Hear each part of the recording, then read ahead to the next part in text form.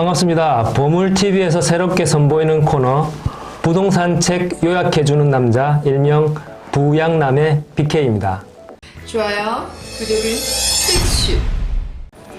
이번 영상은 단순히 책을 요약해드린다기보다는 책을 통해 어떤 통찰력을 얻을 것인가에 대해 초점을 맞출 것이라서 영상을 보고 나서 책을 더 이상 읽을 필요가 없겠다가 아니라 나도 책을 한번 읽어보고 싶다라는 생각이 들게 만드는 것이 영상 제작의 취지임을 먼저 말씀드립니다. 오늘 제가 요약해드릴 책은 김원철 님이 지은 10년 후에도 변하지 않을 부동산 투자의 정석이라는 바로 이 책입니다. 먼저 저에게서 이 책의 의미를 간단히 말씀을 드리자면 마치 수학의 정석처럼 투자에 대한 기본기를 다지고 싶을 때마다 꺼내서 되새겨 읽는 투자의 참고서라고 할 수 있겠습니다. 우리는 투자 화랑기 때는 남들이 다 투자해서 재미 보고 있는데 나만 뒤처지는 것 같다는 조급함 때문에 투자 원칙을 잊어버리게 되고, 또한 투자 불황기 때는 이러다 모든 부동산이 다 망하고 마는 거 아니냐라는 생각 때문에 아예 투자할 생각조차를 잊게 됩니다. 사실 부처님이나 예수님의 마음처럼 어떤 상황에도 흔들리지 않는 확고한 투자 평정심이 있다면 투자에 실패할 확률은 거의 없지 않겠죠? 그만큼 투자의 상당 부분은 사람의 심리에 영향을 받는다는 사실입니다. 이 책은 총 5개의 장으로 구성이 되어 있는데요. 1장에서는 불황기 또는 호황기에도 흔들리지 않는 투자의 원칙에 대해서 말해주고 있고, 2장에서는 매년 3천만 원씩 투자하여 4년 뒤 확실한 여유자금을 확보하는 저자만의 독특한 투자 방법을 소개하고 있으며, 3장과 4장에서 이 확보한 여유자금으로 어떻게 투자를 확대할 것인가 하는 투자 전략과 마지막 5장에서 투자 대상별 구체적인 요령을 설명하고 있습니다. 이 본 영상에서는 이 책에서 가장 핵심적인 통찰력을 얻을 수 있다고 생각되는 1장의 내용에 초점을 맞추어 간략히 소개해드리고자 합니다.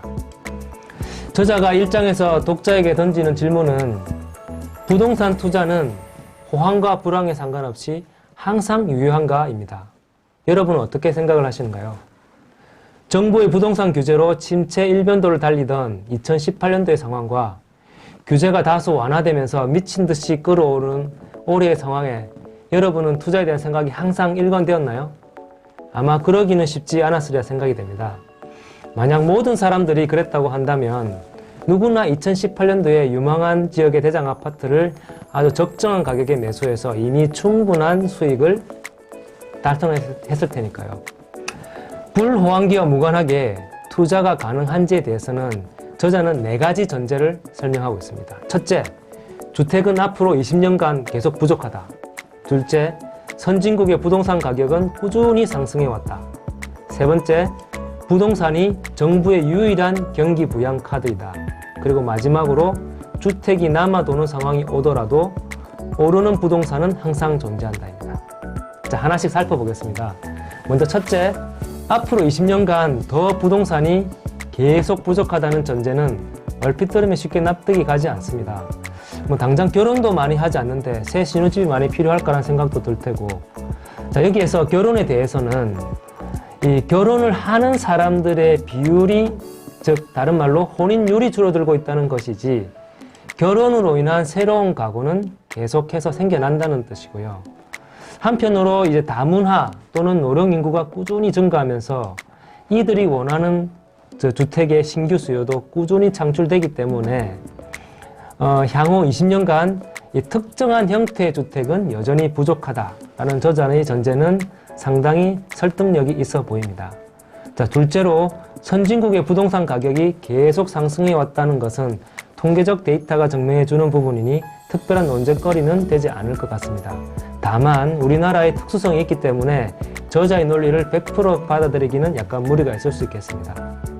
셋째로 부동산이 정부의 유일한 경기 부양 카드라는 전제는 우리나라 경제가 소규모 개방 경제이기 때문에 외부의 요인에 상당히 크게 영향을 받습니다. 자, 그렇기 때문에 내수를 진작시키는 방법 중에는 산업 연관 효과가 가장 큰 이 부동산만큼 이 가시적인 성과를 쉽게 볼 수 있는 것도 없을 겁니다. 이는 결국 이 경제 불황이 계속된다면 결국에는 이 정부도 마지막에 꺼내드는 카드는 결국 부동산을 통한 부정책이 될 수밖에 없다는 뜻일 테고, 장기 불황이 계속된다라는 신호는 오히려 나의 부동산 투자 타임이 가까워오는 신호라고 저자는 말하고 있습니다. 마지막으로 이 주택이 남아 돌더라도 오르는 부동산이 존재한다라는 전제에 대해서는 굳이 설명을 드리지 않더라도 공감을 하시리라고 생각이 듭니다. 왜냐하면 이 부동산은 TV나 냉장고처럼 단기간에 뚝딱 찍어낼 수 있는 제품이 아니기 때문에 소비자의 선호에 변화가 생기거나 또는 특정한 지역의 수요가 몰리게 되면 즉각적인 공급으로 대응을 할 수 있는 그런 상품이 아니고, 또 이러한 수요와 공급의 불일치에 항상 투자 기회가 존재한다는 전제이기 때문입니다. 자, 1장의 핵심 내용을 요약해 보겠습니다. 주택이라는 특성상 수요 공급의 불일치는 항상 발생하는 것이 불가피하고, 향후 최소 20년간은 특정 주택의 공급 부족은 심화될 것이기 때문에 이들 주택에 대한 가격 상승은 불가피하다. 따라서 이러한 경향을 잘 파악하여 투자 대상을 잘 선정한 다음, 정부가 유일한 경기 부양 카드로서 부동산 활성화 정책을 꺼내들 때 본격적인 투자를 하라. 자, 여러분들도 일희일비하는 그런 마음 대신 큰 그림에서 부동산 시장의 트렌드와 변화를 잘 이해하고 저희 보물TV의 유익한 영상들을 통해서 투자 대상을 잘 파악하신다면 항상 투자의 기회를 잘 잡을 수 있다고 생각을 합니다. 여러분의 투자 원칙은 문제가 없는지 한번 점검해보자 하시는 분들에게 자, 이 투자의 좋아요, 정석을 구독을, 적극 추천해드립니다. 필수. 감사합니다.